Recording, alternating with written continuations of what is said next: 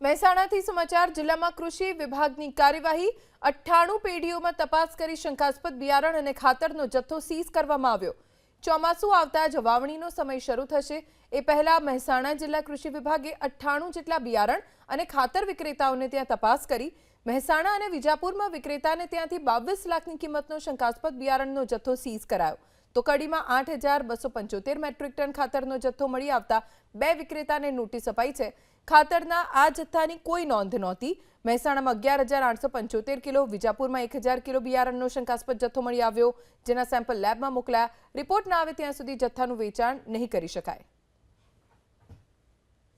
મહેસાણા જિલ્લાની વાત કરીએ તો મહેસાણા જિલ્લામાં આંતર જિલ્લા સ્કોર દરમિયાન 98 પરવાનેદારો વિક્રેતાઓને ત્યાં સઘન ચેકિંગ હાથ ધરવામાં આવેલું હતું।